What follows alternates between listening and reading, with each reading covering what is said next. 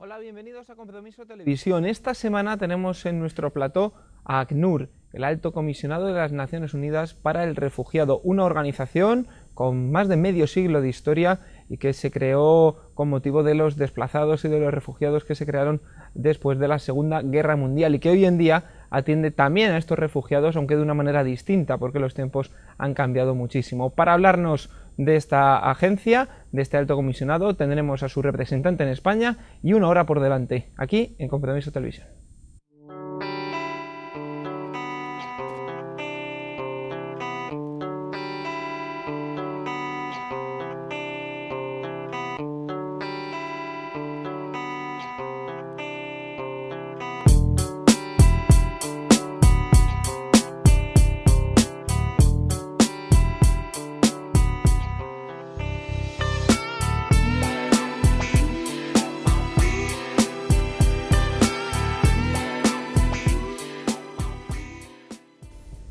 Y como les decíamos, en esta ocasión, esta semana, tenemos con nosotros a Agni Castro. Bienvenido, Agni. Muchas gracias. Representante del ACNUR en España. ACNUR, que son las siglas españolas del Alto Comisionado de las Naciones Unidas para el Refugiado. Sí, exactamente. ¿Qué es exactamente este Alto Comisionado? ¿Qué es exactamente el ACNUR? Bueno, es una figura que se crea a raíz justamente de la Segunda Guerra Mundial, cuando hay con la conferencia en San Francisco, en las cuales la famosa frase nunca más, y se crean una serie de instituciones humanitarias para responder justamente al artículo 3 de la Carta de Naciones Unidas, que es construir la paz, hacer todos los esfuerzos. En ese marco, a partir en la Segunda Guerra Mundial, ustedes saben bien que una cantidad de gente que se desplazó, gente que huía del fascismo, del nazismo, y que entonces se creó esta figura del Alto Comisionado con un mandato de 3 años originalmente, pensando que en 3 años se iban a solucionar los problemas del desplazamiento y sobre todo una respuesta a las personas que se habían desplazado. En ese momento se crea un instrumento que es la Convención del 51, que es el marco legal que regula todo el trabajo humanitario con refugiados y los compromisos de los estados en particular ante esta categoría de personas, y un poco para responder a esta problemática. Pero el concepto que se da en ese momento de refugiado era para hechos que habían ocurrido antes del 51 y en Europa. Era el marco de nuestro involucramiento. Decía, es refugiado una persona que no se encuentra en su país de origen, que ha tenido que salir de su país de origen, que tiene un temor fundado de persecución, temor fundado. Hay un elemento subjetivo, el temor, pero tiene que estar fundamentado. Por eso se dice temor fundado, por cuestiones de raza, lo vimos en la Segunda Guerra Mundial, por cuestiones religiosas, lo hemos visto posteriormente, lo seguimos viendo ahora, por cuestiones de nacionalidad, por pertenencia a un grupo político o por la pertenencia a un grupo social determinado. Estas son las 5 causales que hacen que una persona justifique su solicitud de asilo ante un Estado.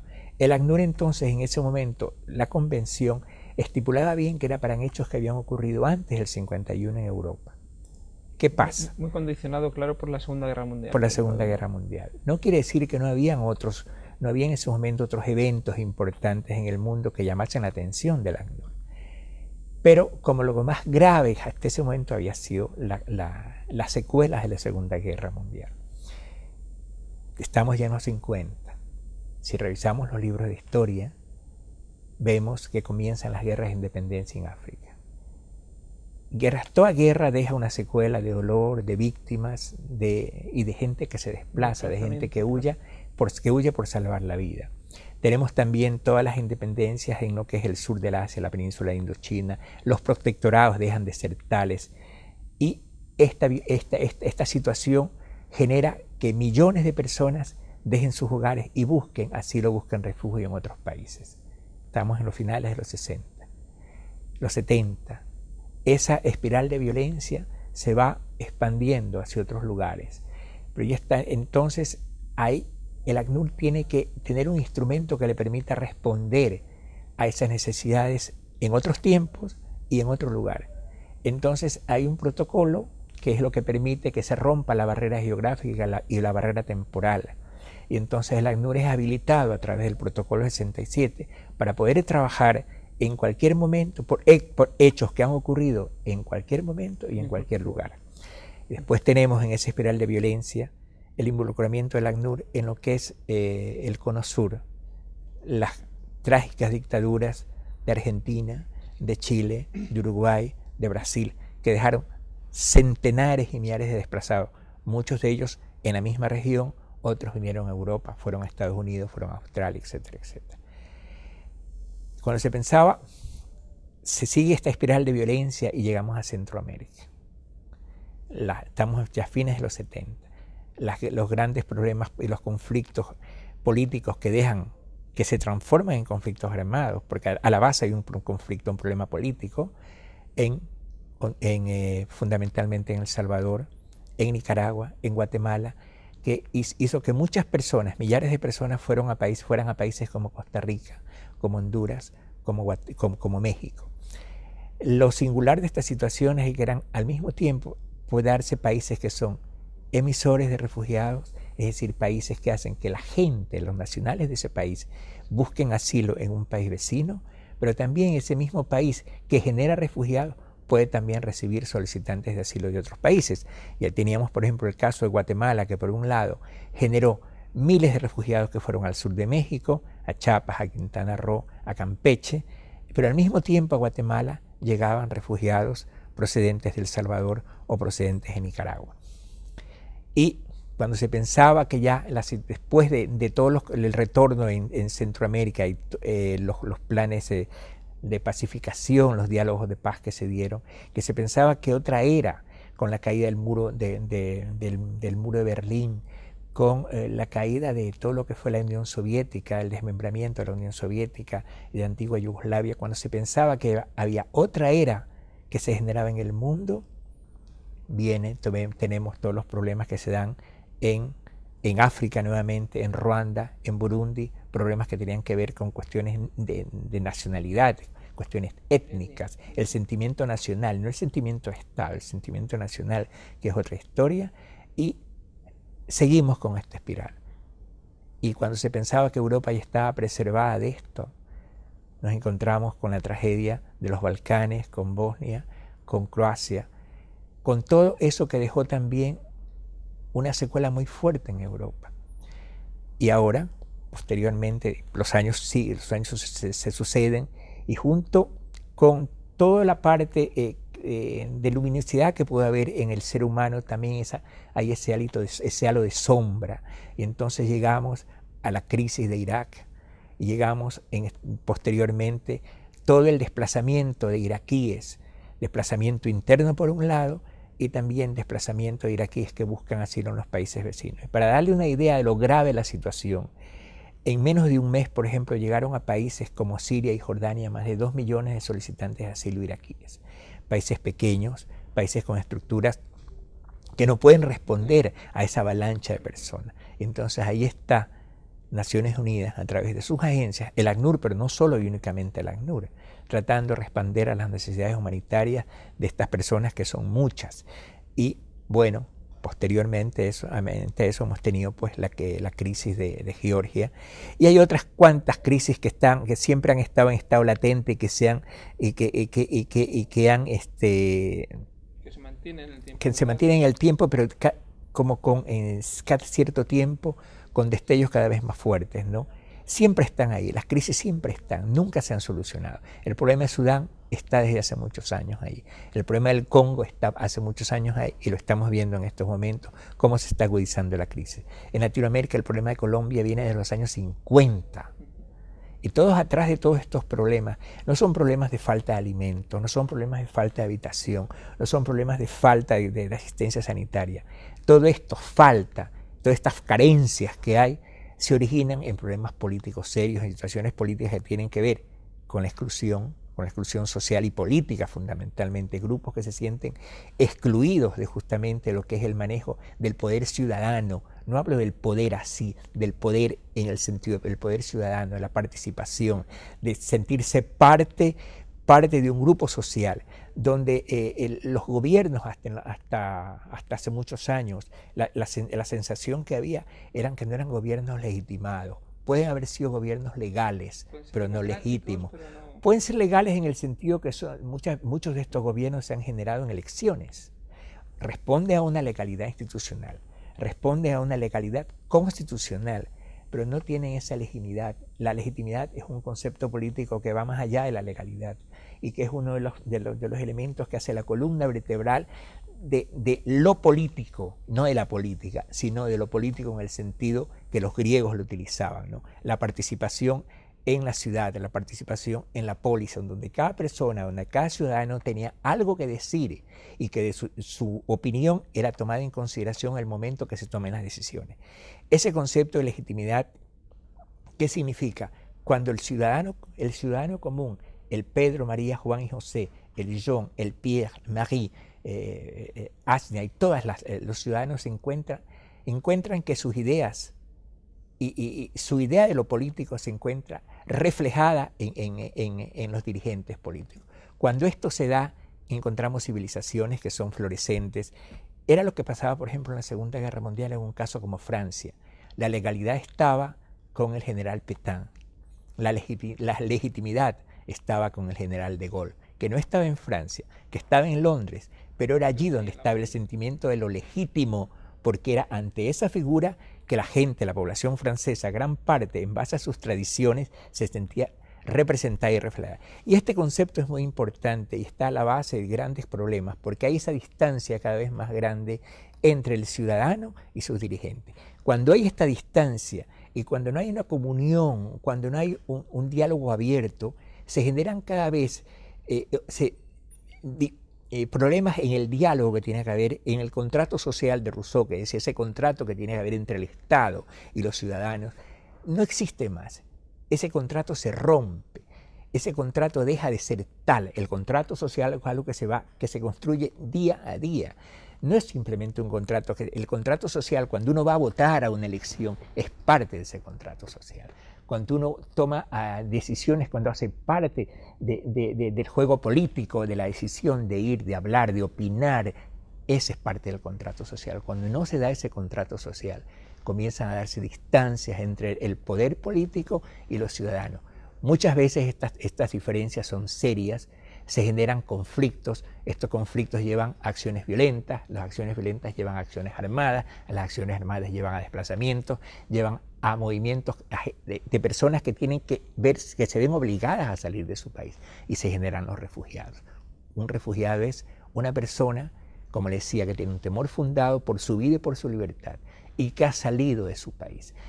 Esas causas de desplazamiento no se dan solo para el caso de refugiados. Claro, porque en principio ACNUR vela por los intereses del refugiado, que es lo que estamos diciendo, la persona que se ha visto obligada a marcharse de su país teniendo fundamentos, claro, que estén bien fundamentados, como decías, y hablabas de 5 conceptos, pero también tenemos otro concepto distinto que es el del desplazado, que lo hemos ido comentando ahora, que la diferencia fundamental es que el desplazado ha tenido que dejar también su hogar, pero sin salir de su país, ¿no? Claro, las causas que originan son las mismas. Las causas que hacen que la gente tenga que salir de sus comunidades, de sus pueblos, son las mismas. Simplemente que en un caso tenemos personas que atraviesan una frontera internacional y se acogen a la protección internacional. Ese es el concepto básico, esa es la diferencia fundamental. En el caso del desplazado interno, huye también porque siente que su vida y su seguridad está en peligro, pero huye hacia otras regiones del mismo país y lógicamente ahí la protección internacional no tiene vigencia, está en el mismo marco jurídico, en el mismo marco de su país de origen, ¿no? El trabajo del ACNUR en los últimos años, el ACNUR se ha involucrado en el tema de desplazamiento interno. En el trabajo institucional del ACNUR ha habido una dinámica bien interesante. Yo recuerdo que en los años 80, cuando, en el caso particular, cada uno habla de sus experiencias porque eso es lo vivido, en los años 80 el ACNUR no tenía la posibilidad siquiera de trabajar en el país de origen de los refugiados. Cuando nosotros llevábamos a la frontera a alguien que deseaba retornar, que deseaba repatriarse, los teníamos que dejar en la frontera, no teníamos acceso al país de origen. Ahí se acababa nuestro trabajo, aunque hubiésemos querido, aunque supiésemos que en el país de origen la situación no estaba del todo tranquila y que podían generarse situaciones graves todavía para los retornados, no teníamos la posibilidad de ingresar. Oficialmente no teníamos, no podíamos ir como turistas, pero no teníamos la posibilidad de trabajar oficialmente. Años después, con los retornos que se comienzan a dar, entonces ya la comunidad internacional le pide al ACNUR que se involucre, porque el retornado, el repatriado, es el otro lado de la medalla del refugiado. Que se involucre ¿para qué? Primero, para que la respuesta del retorno sea una respuesta de reintegración y tratar de que no se repitan las causas que hicieron que la gente haya tenido que salir. Entonces se da un trabajo concertado interesante con las agencias de Naciones Unidas, con el Programa de Naciones Unidas para el Desarrollo, con el PNUD, con el Programa Mundial de Alimentos, con UNICEF, con una serie de ONGs, con el apoyo de la comunidad de Nantes. Fundamental el trabajo de las comunidades de base, las comunidades de las comunidades locales y de las ONGs locales también. Y se da un trabajo de reconstrucción. En muchos países ha sido muy exitoso la reconstrucción, no hablo de desarrollo, reconstrucción para que las personas puedan regresar. Y eso pasó en Guatemala, en Nicaragua, en El Salvador, en Angola, en Mozambique, en muchos países. Y entonces el ACNUR ya entra también a trabajar con repatriados en ese caso. Y después hemos entrado a trabajar con desplazados, que es lo que hacemos actualmente en países como Colombia o en Georgia, o lo que hacemos también en Sudán, donde a la vez trabajamos con refugiados, con repatriados y con desplazados. Cuéntame, Agni, porque vamos a hacer una pausa en un momentillo antes de marcharnos y de entrar más en profundidad en algunos de los conflictos que hemos comentado, porque ya has dado un repaso a todos los conflictos que han ido sucediendo, bueno, algunos de ellos desde los años 50 incluso, y como decías, hoy en día hay muchísimos, y podríamos hablar de muchos casos particulares. En este caso, en el programa de hoy, vamos a querer centrarnos en Georgia y en Colombia, dos casos, uno en Europa, otro en Sudamérica, diferentes, pero al final lo que decías, todos más o menos con unas causas, unos trasfondos similares. Pero antes de entrar en los casos concretos, sí quería preguntarte de forma concreta qué es lo que, si una persona quiere colaborar, por ejemplo, con ACNUR o quiere informarse sobre lo que es ACNUR, y quiere saber qué es lo que hace exactamente ACNUR, cómo ayuda al refugiado, cómo ayuda al desplazado, le ofrece documentación, le ofrece asistencia, intercede con los gobiernos. ¿Cuál es exactamente la labor de ACNUR cuando llega una persona solicitando su ayuda? Fundamental es garantizarle la protección a nivel, si usted quiere, primario para nosotros es la vida, que la persona pueda acceder a un país, llegar a un país, que esta persona sea recibida. Lo que nosotros tratamos es que los estados asuman la responsabilidad. No hay un espacio geográfico que sea de ACNUR en el cual ACNUR pueda recibir y decidir sobre eso. En primera y última instancia, lo que se trata es que los estados asuman esa responsabilidad. Los estados muchas veces no la pueden asumir solos, entonces la ACNUR los ayuda. O no quieren en algunas ocasiones, exactamente. Pero hay cada vez reglas de la comunidad internacional, reglas mínimas de convivencia. No hablamos de máximas, estamos hablando de mínimas, que incluso las mínimas se quebrantan muchas veces.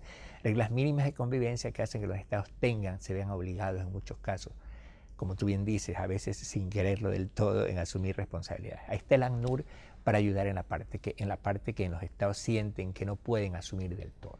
Entonces, ayudamos en que, fundamentalmente en todo lo que es la capacidad de recepción y acogida de los estados. En los países europeos eso está solucionado, existen las instituciones estatales, gubernamentales que atienden a estas personas. Pero cuando vemos, por ejemplo, casos de otros países, los países latinoamericanos, los países africanos, los países asiáticos, el ACNUR está ahí y gracias a la colaboración de los gobiernos y de la comunidad, de la sociedad civil en general, de las empresas, podemos atender. Simplemente un dato importante.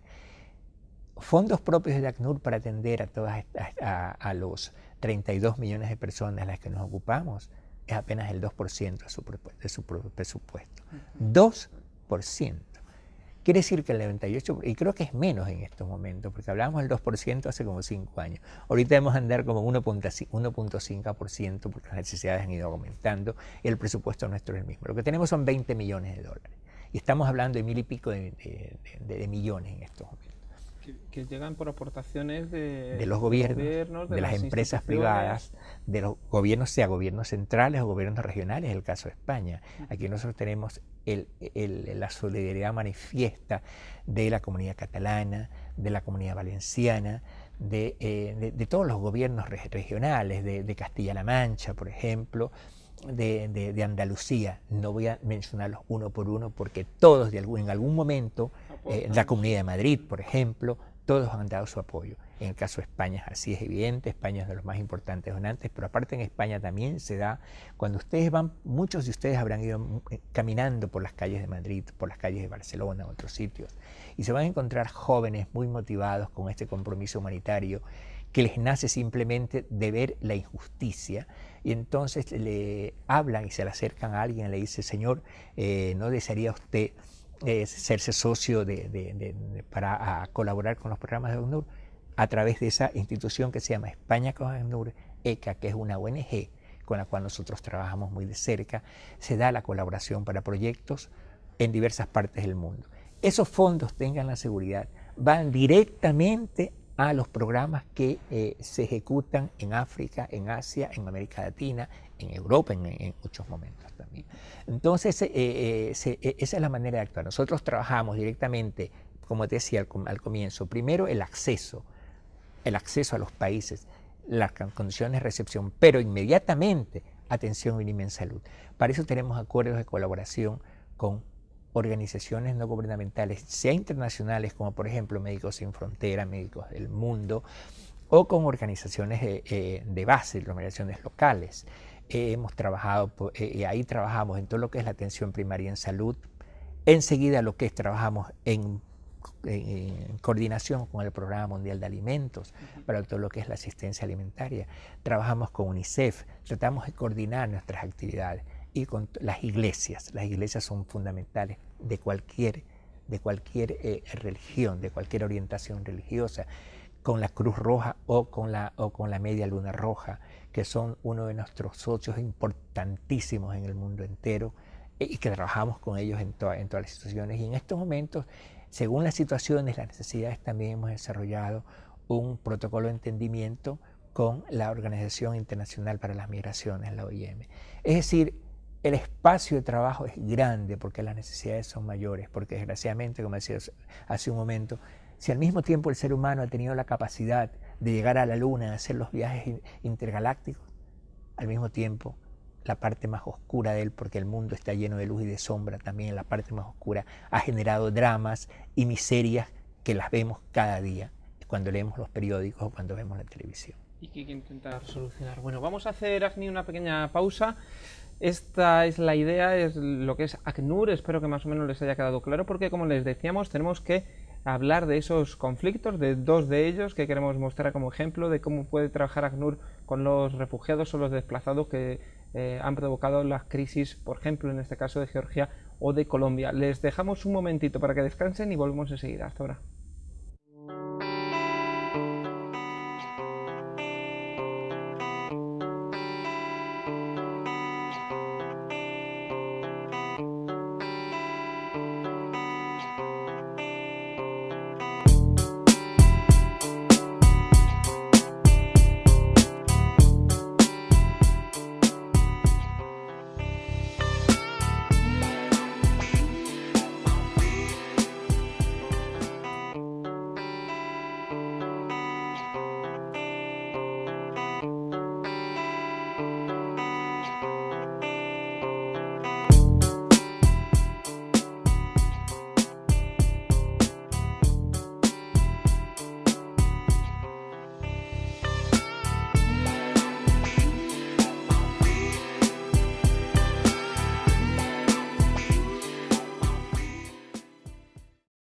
Como les decíamos, no ha sido mucho tiempo con Agni Castro, representante de ACNUR en España.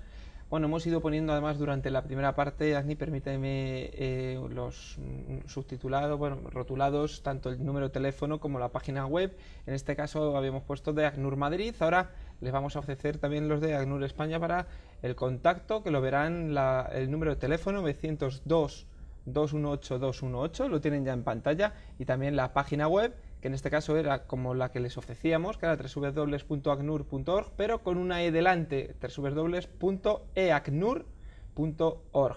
Son los medios de contacto pues para todas aquellas personas que puedan querer más información sobre el Alto Comisionado de Naciones Unidas para el Refugiado o que tengan algún problema y quieran contactar con vosotros para solicitar ayuda, para ver qué proyectos tenéis, bueno, pues a través de esos canales pueden encontraros. Para los proyectos con España con ACNUR. De España, claro, los proyectos España con ACNUR, así se llama la institución, España con ACNUR para los proyectos en el mundo, para información de ACNUR, sobre los refugiados, sobre los problemas en los cuales los países en los cuales el ACNUR trabaja, directamente a www.acnur.com, directamente a nuestra oficina, ¿no? Bueno, ahora vamos en esta segunda parte. Hemos dejado un pelín más de tiempo porque queríamos entrar en esas dos crisis, pero también me comentabas antes que sí querías hacer una pequeña mención a la situación que se vive también en el Congo antes de entrar con Georgia y con Colombia.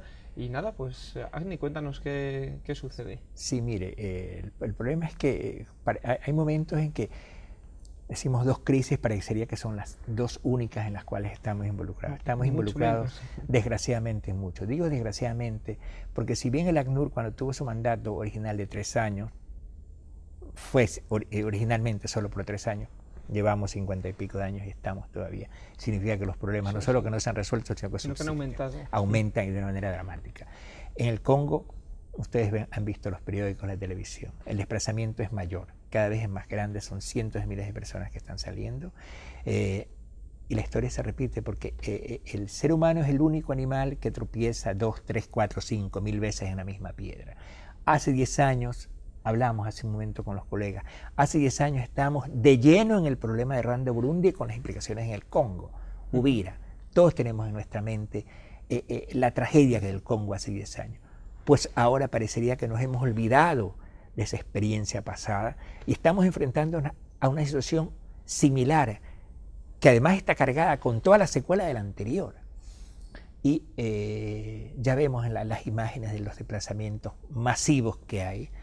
Ayer hemos visto en las televisiones, en todas las televisiones del mundo, están esas imágenes de madres y de niños ahí en el suelo tratando de buscar cobijo en algún sitio, y ya están los programas de las agencias humanitarias tratando de responder a las carencias de estas personas. Por un lado está la crisis financiera del mundo, pero que esa crisis financiera no nos haga olvidar esta otra crisis humanitaria. Como decía el alto comisionado en el concierto de Patra que hubo hace unas pocas semanas, todo el mundo se preocupa por la crisis financiera, y está bien, es legítimo, pero que esta crisis no obnubile, no oculte la crisis humanitaria que están ahí y que necesitan ya en estos momentos de apoyos financieros que reflejen también apoyos políticos, porque en fin de cuentas a través de los apoyos políticos se puede encontrar una respuesta. Tenemos el caso del Congo, es como el más evidente en esto, pero tenemos el caso de Sudán. El caso de Sudán, donde la situación humanitaria es dramática.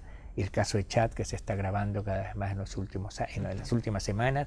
En el caso de Chad tenemos más de 280.000 refugiados que están en Chad, en 12 campamentos, pero también tenemos desplazados internos chadianos. Y también tenemos chadianos que van a buscar asilo a los países vecinos. Entonces, ¿dónde poner la mirada en el mapa? No sé si tú conoces este personaje tan querido de los sudamericanos que era Mafalda, cuando agarraba el globo terrestre y decía, pobrecito, le tengo que dar una aspirina. Pues ni la aspirina de Mafalda sería suficiente en estos momentos para sanar este mundo. No, sí, eso sí que más o menos lo hemos comentado, pero tiene razón Agni en que hay que dejar claro que en este programa, al durar 1 hora, es lo que dura, y hemos elegido centrarnos más en el tema de Georgia y en el de Colombia, pero dejando muy claro y sin olvidar en ningún momento que estamos hablando de que ACNUR trabaja con refugiados en muchísimas partes del mundo y que hay crisis en muchísimos países. Ahora mencionaba Agni los casos de estos 3 países africanos, por ejemplo, 3-4 países de Sudán, de Congo, de Chad y en muchos otros sitios, pero por desgracia no tenemos el tiempo para abordar todas las crisis que hay en este momento y vamos a centrarnos en estas dos. Si te parece, comenzamos con Georgia. Muy bien. Una parte de Europa que se independizó de Rusia hace unos años y que este verano en concreto saltaron todas las alarmas, ¿no?, por la crisis que se desató al invadirse una región, Osetia del Sur, si no recuerdo mal, el gobierno georgiano entró, luego los rusos también intentaron volver a reclamarlo, todos conflictos al final políticos y económicos, como siempre, pero que al final el perjudicado, pues todos los habitantes de la región, muchos de ellos que tuvieron que irse, marcharse, huir de las balas, de las bombas y buscar la vida en otro lugar, ¿verdad? Exactamente. Bueno, el problema de Georgia tiene sus orígenes mucho más atrás, no es un problema que se origina este año. Se origina ya Georgia, tenía problemas en la época de la antigua Unión Soviética. Eran países que mucha gente georgiana sentía que se le había impuesto un poder político por la fuerza. Pero además en estos países, en todos los países de la antigua Unión Soviética, como había una movilidad geográfica, en lo que después fueron países independientes, repúblicas independientes, hay población que es originaria de lo que eran en ese momento otras repúblicas. Esto ha generado problemas muy serios y muy graves. Por ejemplo, muchos apátridas hay en muchos de estos países. Pero bueno, en el caso de Georgia, un país que desde cuando se da la independencia, desde el primer momento quedaron zonas como en las cuales hay reivindicaciones de ambos lados, tanto de Georgia como de Rusia, de la Confederación Rusa actual. Y se dice que más o menos hay un 80% de fronteras que son claras y delimitadas. Pero según del lado que se mire, hay como 20% que estaría todavía que no esté muy claro. Quizás para muchos georgianos dicen, hay muchas zonas que son nuestras y están claras, y para muchos rusos dirán, no, es todo lo contrario. Esto es todo lo contrario. Entonces se habla entre un 20, quizás un 20-15% que está. En muchas de estas regiones, además, hay población, por esta movilidad geográfica que había en el pasado, hay población de ascendencia, en este caso rusa, que reivindica de alguna manera nexos familiares, nexos comunitarios con lo que es la Confederación Rusa. No vamos a entrar en el análisis político de quién tiene razón o quién no la tiene, porque no es el papel del ACNUR, pero simplemente para un poco situar en contexto. En todo esto, pues hay, generalmente en la mayoría de estas zonas, hay situaciones de recursos naturales, minerales, etcétera, etcétera. Sí, que cada país las reivindica, ¿no? Accesos a ciertas zonas, a ciertos territorios, accesos de frontera y todo lo demás. Con lo que pasó en el mes de agosto, pues el gobierno, por ejemplo, decía yo, cuando hay una primera manifestación en ciertas zonas del país, el gobierno georgiano fue e intervino en lo que ellos consideraban era su territorio. Pero parte de esta población donde intervino el gobierno georgiano es de alta población rusa y de ascendencia rusa directamente, o que vinieron de lo que era la República Rusa en el momento de la Unión Soviética y se instalaron ahí. Se habla que más o menos un 5-7%, lo cual es alto, es importante. Es un país que es pequeño, apenas 70.000 kilómetros, aproximadamente 4,5 millones de personas. Cuando tienes un 5%, 4,5 millones en ciertos poblados. Y este 5% puede ser en todo el país, pero quizás en ciertas zonas puede representar algo más, mucho más. Claro. El 5% del total, sí, pero puede ser mucho más importante cuando estamos localizados geográficamente. Se dan estos problemas y entonces, ¿qué es lo que pasa? Cuando hay ocupación, cuando hay problemas, conflictos bélicos, la gente huye. Entonces hubo un gran desplazamiento. Ya había habido un desplazamiento anterior, se habla de 200.000 desplazados que habían estado. Pero en este desplazamiento, más de 127.000 desplazados, de los cuales un grupo importante ya ha podido regresar a sus hogares. ¿En qué trabaja el ACNUR con esto? En este marco de ayudar al desplazado, porque las razones por las que vive son las mismas. Entonces, nosotros hemos estado involucrados en trabajar, por ejemplo, hay centros donde la gente se los ha ubicado. Hay aproximadamente 20.000 personas que están en centros, digamos, de desplazados. Hay 15.000 que van a llegar que están por llegar y que van a llegar. Después se está apoyando el retorno de unas 8.000 personas, ¿no? Y estamos hablando de 38.000. Y además se está apoyando unas 5.000 personas que ya no pueden quedarse en los lugares donde originalmente estuvieron, sea las familias que los albergaron, que ya no pueden permanecer ahí. Estamos hablando de un trabajo del ACNUR de aproximadamente con 42.000 personas. últimamente, el 22 de octubre, una reunión en Bruselas de todas las agencias del Sistema de Naciones Unidas y de varias organizaciones que están involucradas en atención a Georgia, a la crisis de Georgia, hubo lo que se llama un pedido conjunto de fondos. Primero se hizo una evaluación conjunta de necesidades y en base a esa evaluación conjunta de necesidades se ha hecho un pedido conjunto que tiene dos tiempos, si podríamos hablar. Uno, para responder a la emergencia en los próximos 6 meses. Y otro que es mucho más a largo plazo para tratar de responder dar una respuesta a la reconstrucción y problemas que tienen que ver con la reconstrucción del tejido social, la reconstrucción del país propiamente dicho, con visos también lo que se llama el vínculo entre la situación de emergencia al desarrollo. Vamos, si te parece, mientras explicas, podemos ver también, porque tenemos unas imágenes que nos habéis facilitado de material de ayuda que el ACNUR ha enviado a esa zona y bueno, viene perfecto justo a lo que está comentando, porque supongo que por ejemplo esa parte, esos aviones llenos de material, bueno, que ahora mismo lo que estás comentando, mucho destinado a la emergencia que está ahora mismo en estos momentos y que, como dices, se prevé que pueda durar más o menos 6 meses, más o menos, luego habrá que esperar, claro. Sí, para la emergencia se ha hecho un pedido que va más o menos de alrededor de 100 millones de dólares, de los cuales el ACNUR, para cumplir con sus obligaciones, ha solicitado más o menos la mitad, unos 50 millones de dólares. Nosotros tenemos a cargo el manejo, según una división que se ha hecho por áreas y por sectores de actividad. La comunidad internacional le dio al ACNUR la responsabilidad del manejo de los centros, no solo en Georgia, en general, cuando trabajamos con desplazados internos, lo que es los campamentos o los centros donde llegan las personas. Y ha habido en este pedido conjunto que se ha hecho con todas las agencias del Sistema de Naciones Unidas, hemos tratado justamente de evitar la duplicación de esfuerzos, duplicación de tareas y todo. Sí, entonces nosotros estamos en todo lo que es, como te decía, estamos hablando de atender a unas 42.000 personas aproximadamente, pero habrían unas 20.000 que están fuera, porque se hablaba de más o menos 130.000 que habían llegado, 127.000 desplazados, de los cuales nosotros nos atendemos a 42.000, habrían 20.000 que todavía estarían por ser atendidas o que estarían siendo atendidas por otros lados, por otras organizaciones, no de Naciones Unidas, sino paralelamente, o que simplemente no se han acogido, o que están en zonas muy remotas, etcétera, etcétera. Nosotros lo que estamos trabajando fundamentalmente en estas áreas, lo que es la alimentación, asistencia alimenticia, trabajando todo el sistema de Naciones Unidas en la emergencia, ¿no?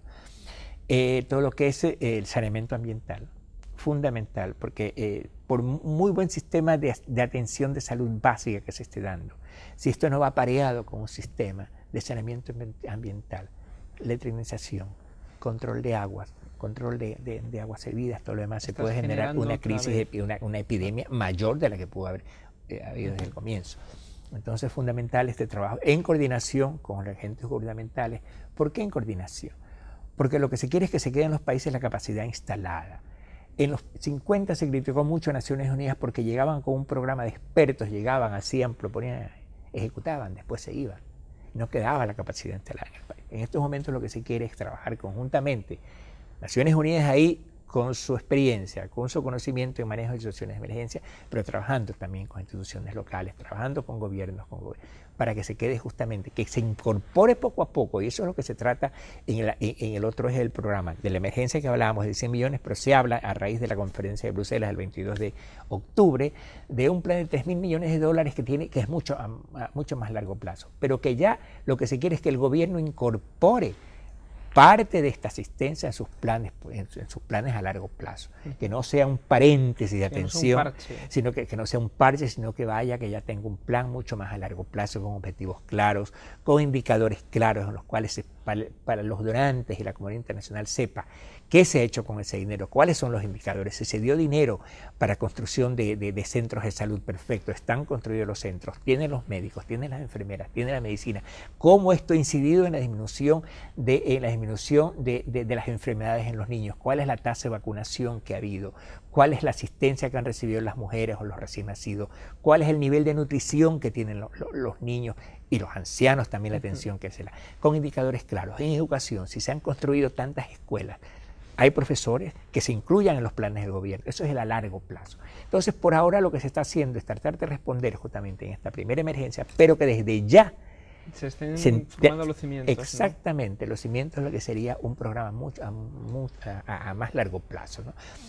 Como te decía, y también no nos olvidemos que también tiene que haber apareada juntamente todo lo que es la ayuda comunitaria a la reconstrucción del tejido social y a la asistencia a las personas que están marcadas por estos conflictos, porque muchas personas, por poco que dure el conflicto, no dejan de tener secuelas que alteran la estructura del pensamiento, la trata del sentimiento, todo lo que es la psiquis de la persona. Y ahí en eso también hay que trabajar, en todo lo que es el desarrollo de la persona propiamente dicho, y también la atención comunitaria, áreas de juegos para los niños, espacios donde las mujeres justamente tengan su propio espacio, evitar todo lo que es las violaciones, todo lo que es lo que las mujeres han sufrido, porque la mujer es una víctima, doble víctima, es una víctima como el hombre, pero muchas veces las mujeres, por ser mujeres, por su condición de mujeres, sufren otro tipo de vejaciones a nivel sexual, se transforman en objeto sexual, se transforman en objeto de trata, se transforman en un objeto doméstico. Y eso lo hemos visto incluso aquí en Europa hace 10 años, nomás con la crisis de los Balcanes. No es una cuestión que ocurre en África porque son unos incultos, no es una cuestión que ocurre en América Latina porque no se preocupan, no. Eso ocurre desgraciadamente en todas partes y en todo el mundo, y siempre hay que estar vigilante para tratar de justamente de evitar que estos problemas se generen.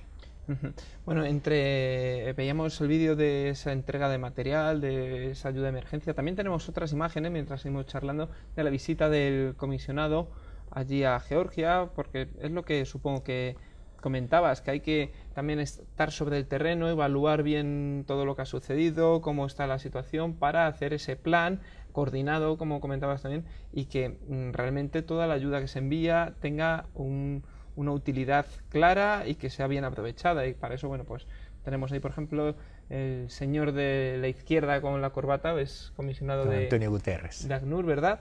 Y bueno, esa labor también es fundamental, más allá de todo el aporte y toda la ayuda sobre el terreno, pero bueno, también esas relaciones, esa intermediación con el gobierno tiene que ser un trabajo fundamental y supongo que complicado también, porque en una situación de estas a lo mejor te encuentras con gobiernos, con dirigentes que su última preocupación es precisamente, pues bueno, ver qué le pasa a estas personas, y se preocupa más, pues bueno, pues del conflicto que tiene entre manos militar, económico o político, ¿no? Sí, el aspecto humanitario es la expresión más clara del conflicto. O sea, cuando hay desplazamiento es la expresión más clara de la enfermedad, porque atrás de eso hay una enfermedad, ¿verdad? La imagen del desplazado, la imagen del refugiado, es la expresión viviente del conflicto. Nosotros en Georgia hemos ampliado nuestra presencia, tenemos una presencia en terreno en todos los países donde hay crisis humanitarias, tenemos oficinas y nosotros tenemos una capacidad de respuesta. En 48 horas podemos estar en un país a través de nuestra unidad de emergencia en Ginebra, y podemos ser operativos bastante rápido. En el caso de Georgia hemos duplicado. Originalmente teníamos más o menos unas 40 personas, o sea, unas 80 personas que estén ahí. Tenemos limitaciones serias, las limitaciones presupuestarias que tenemos, porque muchas de estas emergencias, como su nombre lo dice, emergencia, no está prevista. Claro. Y entonces tienen que, para poder responder, nosotros tenemos que hacer llamados especiales, los llamamos APIL, llamados especiales, y en función de la reserva que podamos tener en nuestro fondo de emergencia, por un lado, y de lo que podamos obtener de los países específicamente para estas operaciones, podemos desplegar más o menos mayor número de funcionarios, que es fundamental eso, porque la presencia en terreno no solo que es importante para hacer un análisis de necesidades, sino para generar también al mismo tiempo una seguridad de a dónde van, de que la evaluación es una de evaluación in situ. Segundo, trabajar directamente con las comunidades afectadas, que se sientan que ellos están a hacer una evaluación de necesidades con ellos, y no solo para ellos, sino con ellos, que ellos se sientan parte del programa, porque al que se sienten parte del programa, el beneficiario también entonces va a poner lo mejor del mismo para que este programa tenga éxito. Se tiene que haber una relación muy directa con eso. Participación de las mujeres, por ejemplo, que es fundamental. En muchos países, por ejemplo, se opta que sea la mujer, por ejemplo, en todo lo que es el programa de reparto de alimentos, que la tortilla esté a nombre de la mujer, porque se ha visto que es la que mejor lo va a distribuir, y ¿no? que en el pasado muchas veces cuando era el hombre podía en algún momento utilizar o tratar de desviar esa asistencia o justamente venderla. Eso no ocurre en estos momentos, o sea, se trata justamente de evitar ese tipo de situaciones. Entonces la mujer en general, una madre, por ninguna razón va a dejar que la asistencia que va para sus hijos sea desviada para otra cosa. Mientras que un hombre puede eventualmente decir, bueno, voy a vender de este kilo de arroz, voy a vender 200 gramos para obtener para cigarrillos. Eso, a través del trabajo con las mujeres, justamente se ha evitado. Y vemos cómo las mujeres han tomado un papel cada vez más importante en el manejo de las situaciones de emergencia. Pero bueno, esta presencia en el terreno es importante para crear, por otro lado, para crear un diálogo con las autoridades, con los que van a estar a cargo en el futuro del manejo de esas situaciones. Primero, transmitirles la experiencia. Y segundo, que entiendan que somos parte, que estamos ahí para ayudar a la solución y que no somos parte del problema, que no queremos ser parte de un problema, sino que queremos ser parte de una solución. Y esa es la razón de ser de Naciones Unidas, no otra. Bueno, se nos va acabando el tiempo, al final la hora va pasando y no queríamos dejar de hablar de Colombia. Entonces, si te parece, bueno, en Colombia ubicamos muy rápidamente el conflicto, como decías hace un rato, es un conflicto ya que lleva desde hace casi 50 años, o más de 50 años incluso, en el que se juntan la pobreza, las guerrillas, los problemas políticos, económicos, bueno, se mezcla un poquito todo. Vamos a hablar enseguida de ello, pero antes vamos a ver un vídeo en el que vemos un centro educativo, una escuela que ACNUR tiene allí en Colombia y en el que algunos chicos se acogen y que, bueno, que nos cuentan su experiencia. Les dejamos con ese vídeo. Deja matarlo ahí.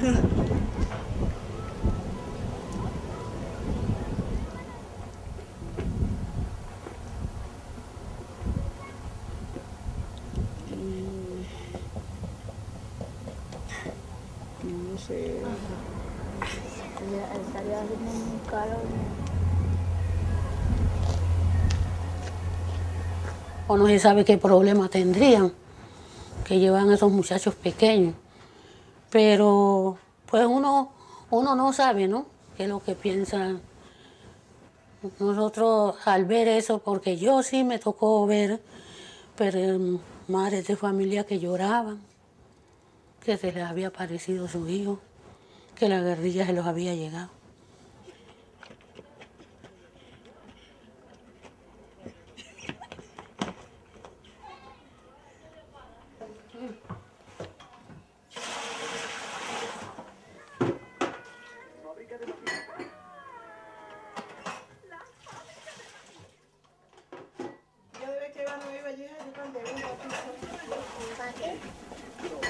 Dale. No, ¿qué hay?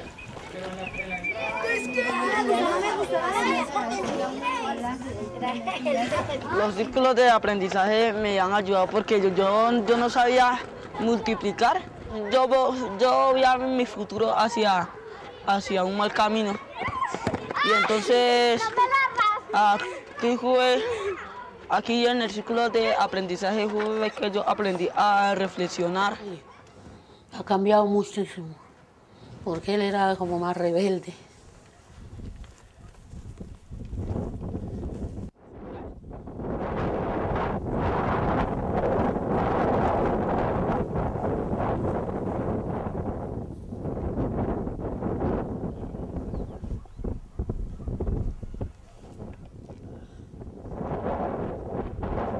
Estelín llegó acá con una actitud de que él no quería nada, él no quería ni trabajar en grupo, él no quería saber de nada.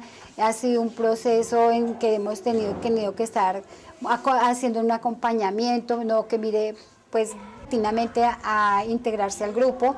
Ahora trata de liderar algunas cosas.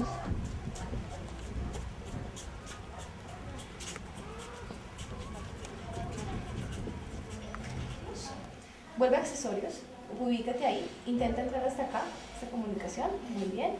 y te bajas hasta donde dice Paint, P-A-I-N-T, y ahí dale clic otra vez como te expliqué. Y aquí vamos a escoger el trazo, qué tan grueso lo quieres.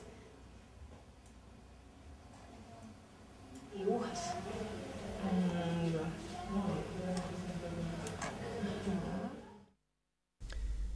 Bueno, al final, como decimos, se nos va yendo el tiempo, nos quedan apenas 5 para acabar este programa, Agni.